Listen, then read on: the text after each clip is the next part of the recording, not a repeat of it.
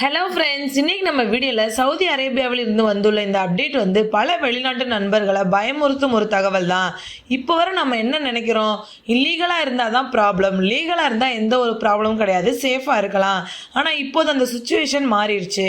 இப்போ லீகலாக இருக்கிறவங்களுக்கும் சேஃப் இல்லை அப்படின்னு ஒரு பெரிய அப்டேட் வந்திருக்கு. 1,00,000 ரியால் ஃபைன், 6 மாதம் ஜெயில் தண்டனை, நாடு கடத்துறது, அப்புறம் லைஃப் டைம் பேன். இந்த பனிஷ்மெண்ட் யாருக்கு தெரியுமா? இல்லீகல் பீப்புளுக்கு மட்டும் இல்லை, லீகல் வெளிநாட்டவர்களுக்கும் தான். வீடியோவை ஸ்டார்டிங்லேருந்து எண்டிங் வரைக்கும் ஸ்கிப் பண்ணாமல் பாருங்கள். இந்த வீடியோவில் நம்ம முழு டீட்டெயிலாக பார்க்கலாம். இந்த ரூல் என்ன, ஏன் கொண்டு வந்தாங்க, முன்னாடி என்ன ரூல் இருந்துச்சு, இப்போ என்ன சேஞ்ச் கொண்டு வந்திருக்காங்க, யார் அதிகமாக பாதிக்கப்படுறாங்க அப்படின்றத எல்லாத்தையுமே கிளியராக பார்க்கலாம். ஃப்ரெண்ட்ஸ், முன்னாடி சவுதி அரேபியாவில் என்ன சுச்சுவேஷன் இருந்துச்சுன்னா, இல்லீகல் ஸ்டே பண்ணுறவங்க, அதாவது இக்காமா எக்ஸ்பைரி ஆனவங்க, குரூப் அப்புறம் ரன்னவே கேசஸ் இருந்தவர்கள் மட்டும்தான் ப்ராப்ளம். அவர்களுக்கு அரெஸ்ட், அப்புறம் நாடு கடத்துறது, அப்புறம் லைஃப் டைம் பேன், இந்த மாதிரியான பனிஷ்மெண்ட் இருக்கும். லீகலாக ஸ்டே பண்ணுறவங்களுக்கு அதாவது எந்தவித பனிஷ்மெண்ட்டும் இருக்காது. லீகல் வெளிநாட்டவர்களுக்கு வேலிட் இகாமா வச்சிருக்கிறவங்க சேஃப் தான், அவங்களுக்கு டைரக்ட் பனிஷ்மெண்ட் கிடையாது. ஆனால் ஒரு பெரிய ப்ராப்ளம் என்னன்னா, இல்லீகல் பீப்புள் எப்படியும் சர்வே பண்ணுவாங்க. எப்படி தெரியுமா? யாராவது வேலை கொடுப்பாங்க, யாராவது ஸ்டே பண்ணுறதுக்கு இடம் கொடுப்பாங்க, யாராவது டிரான்ஸ்போர்ட் ஹெல்ப் பண்ணுவாங்க. இதனால் இல்லீகல் சிஸ்டம் முழுக்க முடியாமல் இருந்துச்சு. அதாவது இல்லீகலாக இருக்கிறவங்க இருந்துட்டு தான் இருந்தாங்க.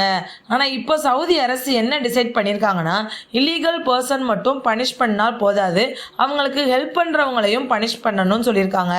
அதாவது லீகலாக இருக்கிறவங்க இல்லீகல் பர்சனுக்கு ஹெல்ப் பண்ணாங்க அப்படின்னா அவங்களுக்கும் பனிஷ்மெண்ட் இருக்கு.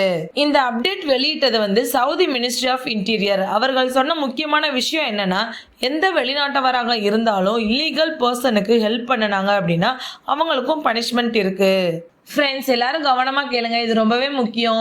இல்லீகல் பர்சனுக்கு நீங்கள் தங்குறதுக்கு இடம் கொடுத்தாலும், வேலை கொடுத்தாலும், டிரான்ஸ்போர்ட்டுக்கு ஹெல்ப் பண்ணினாலும் சரி, எந்த உதவி செஞ்சாலும் உங்களுக்கு பனிஷ்மெண்ட் இருக்குது.